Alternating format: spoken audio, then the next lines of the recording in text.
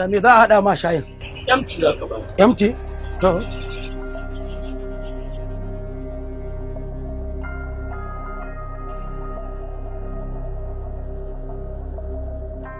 Kai jama'a. Me ake da ƙasar nan? Wace ƙasa? Nigeria mana. Najeriya? Eh. To ko a karkata ta ka sauka? To in je ina? Ka je inda ka fi so. Kai ma dai Usaini ka san me yake faruwa ƙasar nan? Kawai dai neman magana kake yi. Me yake faruwa? Ha, gashi nan kuwa rashin cika alƙawari da ake a ƙasar nan tamu. Ga ƙarya, ga cin amana, ga babu tsaro, sannan ga wofantar da arewa ba abin da aka yi mata. Allah sarki dan adam, ga mantuwa ga rashin uzuri. Shin shugaban ƙasa shi ke da alhakin ƙaddamar da waɗanda suka cancanta suka dace su kare rayukan al'umma da dukiyarsu, ya kuma yi hoɓɓasa ya kafa kwamitin da suke da alhakin yin wannan abu tukuru na kare dukiyar al'umma da rayukansu. Shin a tunaninka shugaban ƙasa shi zai rataye jigida ya kare ka ya kare gidanka da kake ta baloko ko kake daga murya? Shin duk wannan bala'in da yake faruwa ba arewa bane ba?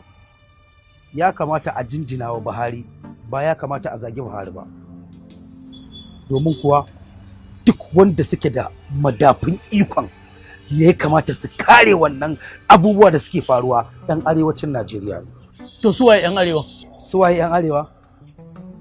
To me ba shugaban ƙasa shawara akan harkar tsaron Najeriya, Baba Gana Mungunu ɗan arewa ne.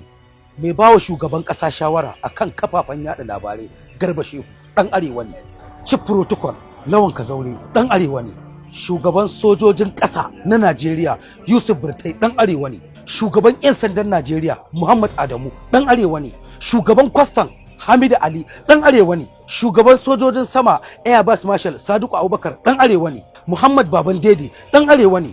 Abdullahi Gana Muhammad ɗan arewa ne. Yusuf Magajibuci ɗan arewa ne. Liman A Ibrahim ɗan arewa ne. Prison Service Jafar Ahmad ɗan arewa ne. Military Defense Intelligence ɗan arewa ne.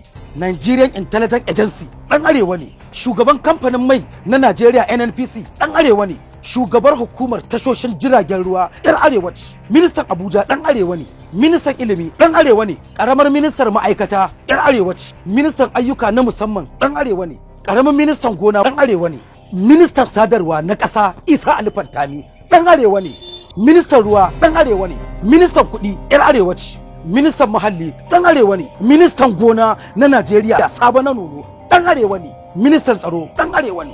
Ministan sufurin jiragen sama Hadisu Rika ɗan arewa ne. Ministan shari'a ɗan arewa ne. Ministan yaɗa labarai na ƙasa Layi Muhammad ɗan arewa ne. Ministan 'yan sanda na ƙasa mai gardin gyaɗi ɗan arewa ne. Ministan lantarki ɗan arewa ne. Ministan jin kai da walwala 'yar arewa ce. Shugaban Petroleum Pounds 'yar arewa ce. Babban sakataren Tetfon ɗan arewa ne. Darakta General na Simedan ɗan arewa ne. Kai ɗanɗano in takaita maka zancen nan, mutum ɗai masu madafin iko irin wannan sai da shugaba Muhammadu Buhari ya naɗa mutum 86 don ceto arewacin Najeriya daga halin da ta shiga, da ma Najeriya baki daya. Shin ɗanɗano mutum ɗaya tak ko mutum 86 ciki wane ne ya laifi? Yanzu kai Usaini, na je kai maganar ministan noma. Yanzu mu a bangaren noma, mu mutanen arewa me aka mana? Domin mu arewa da noma muke takama. Alhamdulillah, a ranar 17 ga watan Nuwamba shekara ta 2015, shugaba Muhammadu Buhari ya kaddamar da wani tsari na ba da rance ga tallafawa manoma, kama daga kan taki, iri, magungunan kwari, filayen gona, kudade, koyar da yadda za a yi noman da kuma tabbatar da samun isasshen abinci da kuma aikin yi ga matasan Najeriya. A kan noman sai da gwamnatin shugaba Muhammadu Buhari ta saki kuɗi har naira ɗaiɗai biliyan 2 don tallafawa manoma masu ƙaramin ƙarfi su miliyan 1.5 domin su samar da kala-kalan abinci har guda 16, kama daga irin shinkafa, alkama, masara, auduga, rogo, waken suya, wake, gyada, kifi da kaji a fili mai girman eka miliyan 1.4. Kai Usaini, wa'ina kake samun wannan labaran ne kai? Ina bibiyar gidajen rediyo na gaskiya da kuma jaridun da suke sahihan jaridu, ba inda kuke bibiyar social media ake yada ƙarya ba. To in haka ne Usaini, kai ma labaran ƙarya kake gaya mana. Wannan COVID-19 da muka same ta a cikin mu, an ce an ba da taimako don a taimaka mana, wa aka ba mu bai zo mana ba.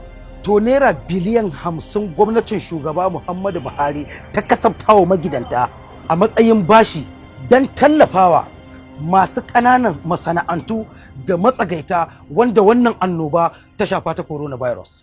To bari ku ji, idan na ce zan lissafo muku irin ayyukan da shugaba Muhammadu Buhari ya yi wa Najeriya a kwana 100 ma ba zan iya kammala muku bayani ba, amma tunda kuna son zancen, karfi 1 na dare daidai na tashi daga kasuwanci na, ku zo mu dora daga inda na tsaya muku don jin cikakken bayani da kuma gaskiya ta shugaba Muhammadu Buhari wacce dora Najeriya da 'yan Najeriya a kai suke kokarin yi mana zamba cikin aminci da cin amana. Zancen banza kawai mutane ba ku bibiyar labari na gaskiya, ga abu zahiri a ƙasa da shugaba Muhammadu Buhari yayi wa al'ummar Najeriya da ma Najeriyar baki ɗaya.